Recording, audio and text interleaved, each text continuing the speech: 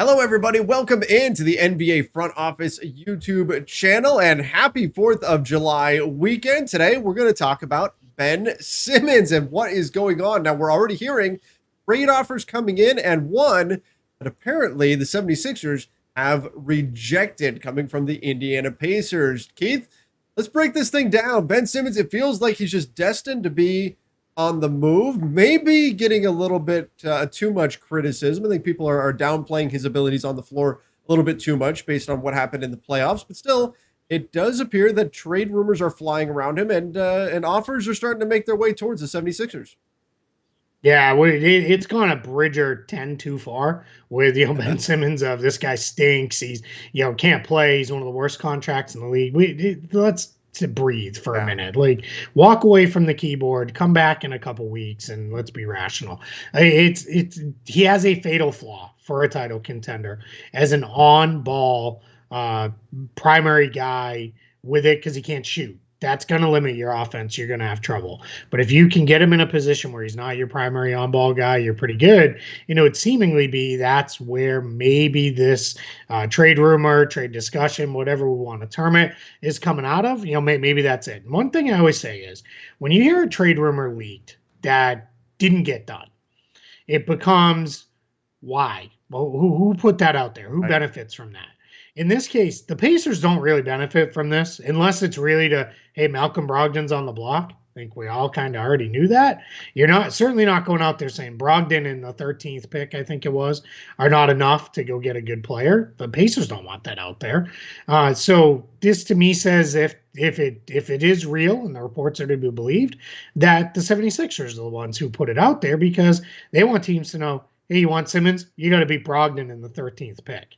That's where it's at. The other thing is, and this isn't doubting the reporting at all, because often we get the kind of primary pieces of a trade and then they fill in the rest later. That doesn't work alone. It would have to be Brogdon and something for Simmons. So I think that's where we'd have to look at it slightly differently. But you could get a lot of ways there if you're the Pacers. Brogdon and Justin Holiday go.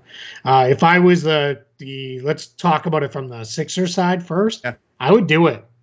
I think Brogdon fits, pretty good there. I think, he makes a lot of sense. Be a little cautious in two of my best players, being Brogdon and Embiid, who's both have really sketchy track records health-wise. That would be concerning for me because that potentially leaves you with an awful lot of Tobias Harris kind of by himself. This would presumably kind of take him out of the Danny Green mix, maybe, unless you want to play Green as your primary three all the time, which that could be, right? But I think Dible's probably more ready to step up there. So, yeah, if you're Philly, sure. I think I would maybe move on this, but it's July 2nd. You don't need to make this move today. You can come back and make this move a month from now or even 2 months from now. Heck, you can make it almost 3 months from now when training camp is getting started, if that's the best move you have. Absolutely. And that was my first thought too. What is the rush on this particular trade package? This will be here today. This will be here a month from now. Malcolm Brogdon and a first-round pick for Ben Simmons. I mean, look, on the surface, it does what the 76ers would need it to do, right? It gets you a guy who can shoot. It gets you a guy who can handle the basketball. His strengths are essentially Ben Simmons' weaknesses, right? He's got the ability to do all of those things that you need. However, value-wise, I understand why the 76ers are saying no here. And again, this is all according to Jason Dumas, who put this out here. But yeah, this is value-wise, maybe not quite 76ers are hoping to get. And this does set the bar, right? So now by putting this out that, hey, we were offered, and this is a guy who a lot of teams around the NBA like, Malcolm Brogdon and a first-round pick, but that wasn't enough. That lets the entire rest of the league know if you're coming to us with an offer, it better be better than that offer. You have to beat that package. Now, from the Pacers side of things, I get why they would want to do this too. And again, I like Malcolm Brogdon a lot, and I would be hesitant to give him up. But I can understand the rationale here. You get Ben Simmons, who I think is closer to being a star than Malcolm Brogdon is. And yes, he's got flaws. Oh, yeah. But it's not easy for Indiana to get stars. So if you're the Pacers and you're saying, man, it costs us a mid-first and Brogdon to go get a guy who could be a star, I think that's the kind of gamble that you make. Yeah, if I was the Pacers, I would want to do it with another trade in mind where I'm sending off probably Miles Turner because I think Sabonis is the more likely guy to stick there, but send off Turner for a point guard. And then you're really kind of approaching next season with Sabonis, Simmons, Warren, Karis LeVert, and a point guard. You've got a ton of ball movement in that group. You've got a lot of shooting there. If that point guard, assuming you should be able to get somebody pretty good for Miles Turner. It's probably not going to be an all-star because Turner's not an all-star, but at least somebody who can really be a top 15, 20 point guard, I would say in the league. That ought to be doable. And then they've got enough depth that they can retain somebody like Doug McDermott. You could even re-sign TJ McConnell if you wanted to, and really kind of retain your depth if that's the direction you go. Because I do think that makes sense for them for the reasons you mentioned. They're not going to be playing in free agency to go get Ben Simmons when he's even a free agent, unless it's to the point where his shooting becomes so poorly that no one can play him. But yeah, I think this guy is arguably still, even if you're down on him, he's still the most versatile defender in the entire NBA. He is still a wonderful playmaker. He's an elite rebounder for a guy who's not a true big. He really gets after it on the boards. And if you can get him back to walking into those 12 to 15-foot jump shots Yeah. again, like he used to do back in college, now you've really got something. And that's where, in a place like Indiana, there's not as much spotlight on you, those kind of things. I think that could work for them. So I can understand why they'd be, kind of, around there, but it's got to come with another trade lined up because you cannot bring him in just to be your point guard because you put him out there with Turner, Sabonis, Warren, and LeVert, you're not going to be able to put together a good enough offense. There was a video that went around. I want to say I saw it yesterday or the day before, and it was a highlight reel of Ben Simmons in Summer League, the first year that he came out, and it was just one 15-foot jumper after another, and him just burying them. Now, of course, it was a highlight reel, so they're not putting the misses in there, but still, I had forgotten about how good his jumper looked when he was coming into Summer League, where everybody went, "Oh, maybe he can actually shoot a little bit, at least shoot the 15-footer." If he could even just start doing that, that would change quite a bit for him, and obviously change quite a bit for the Indiana Pacers. Like we said, he's still a young player, still a guy with plenty of upside, a ton of talent. So let me ask you this. The 76ers, they say, no, Brogdon, a first, and we don't know. Was it Justin Holiday? What was the salary in there? Obviously, that would be, I think this for the 76ers, that would make it a pretty good deal for them to get a guy like Holiday. But if the 76ers came back and they said, Brogdon, Holiday, and a first, that's not enough for us in terms of value, even if the pieces do fit the way we want. If they said a protected first, like a top 4 protected future first, in addition to all of those things, is that going too far? Like, if you're Indiana, do you take that? Is that enough? Where do you draw the line there? I'd probably do it if I was the Pacers, just because, again, you're not getting a chance at a talent like Simmons very often.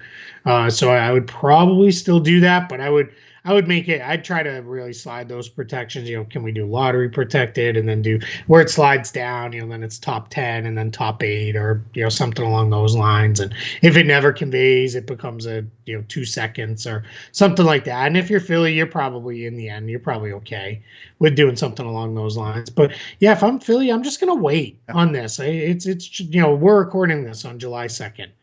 I don't need to rush. I have all the time in the world on this one. I can wait for a while here. And in the end, if I don't get it, I really start to rebuild my own roster with the idea of he's going to be my 4. I'm going to put him in at the 4 on offense because defensively he's going to guard whoever you have him guard. That we already know that. And then I'm going to put a real primary ball handling point guard because Embiid shoots it well enough, Harris shoots it well enough, Curry shoots it well enough. Get a point guard that can at least hit an open jump shot here and there. And now Simmons is your second, third, fourth playmaker, hanging out around the dunker spot a lot. You could get a lot of mileage out of that. That's got to be the way you rebuild it. No more Ben Simmons at point guard. It's got to be Ben Simmons at the 4. One other thing I thought of if I'm Philly, Malcolm Brogdon comes in. I'm 100% telling him you have to bring that Rookie of the Year trophy with you and put it in your locker so Joel Embiid has to look at it every day and be mad, that you won Rookie of the Year over him and get him fired up so he's ready to go out there and tear somebody's head off every day. That's just an added benefit. I hadn't thought of that. I like that. I Yeah, like that one though. An added benefit of bringing in Malcolm Brogdon. Maybe that would work out. You get the hulked out version of Joel Embiid. You wouldn't like him that's when he's angry, right? Um, it. Keith, I want to finish with this though, man. That what you said to start this video was, I think, really important. It's something that it's important that we note as we're getting into what's going to be a crazy season. And that's when stuff comes out, you always have to consider who benefits from it and where it could be coming from, like why that thing is coming out. So already with this thing, you can pretty much surmise that it's coming from the 76ers side, because why would the Pacers want it out there that, hey, Malcolm Brogdon might be Yeah. on the market? Like, that's not going to make Malcolm Brogdon feel good when he hears that rumor or anything like that. That's not what you want. So it's probably coming from the 76ers side. Always keep that in mind, because we're going to hear a lot of rumors, a lot of things are going to come out. And in terms of what's true, what's not, that can sometimes depend on which side it's coming from and what their perspective is. You know, we always talk about looking for bias and things and stuff like that. If you asked, for example, if the Yankees played the Red Sox and you asked a Red Sox fan to describe the game and a Yankees fan to describe the game, you're going to get two very different descriptions of the exact same game. In trade discussions, you're going to get two very different descriptions depending on which side the leak is coming from. Okay. And sometimes you involve multiple teams. And it's just important that we remember those things instead of just grabbing everything and saying, this is absolutely 100% true. It's coming from Yeah. one side or another, and it's usually coming out with a purpose. Especially at this time of year, too. The other thing we need to think about is we got the Kemba Walker Al Horford trade, but that's very, very, very rare to get a trade of that magnitude right now. These things are usually draft week is when this stuff starts coming out. So we're about 4 weeks away from that really being a thing. And that's where I think now people's perceptions are warped. Like, why are we not getting more trades? You know, well, what's Right. happening? You know, why is this not going on? We got the one. You're probably not getting another one until we're into draft week.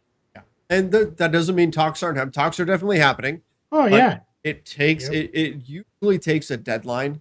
It takes that motivating factor in order to get moves to get done. And so the draft will be one, right? And when free agency gets going, that'll be another one. The trade deadline obviously is another one later on in the season. So Yeah. I think moves are coming. We've talked about it. This is going to be the summer of the trade, but just be aware with all the stuff that we hear. Stop and think before you just go, yes, that's exactly what's happening. Which side benefits, and then kind of adjust accordingly. Yeah, absolutely spot on. All right, everybody, give us your thoughts in the comment section down below. What do you think about this Ben Simmons to the Pacers trade idea? Is that something that Indiana should push for a little bit more and maybe add in a little bit from their side in order to get the deal done? And should the 76ers just be patient and say, Indiana, we'll take your offer into consideration, but we're going to wait to hear more from other teams as well? What do you think they should do with Ben Simmons? Again, let us know your thoughts in the comments down below. Don't forget to subscribe and make sure you turn on those notifications as well. Till next time, everybody. See ya and stay safe.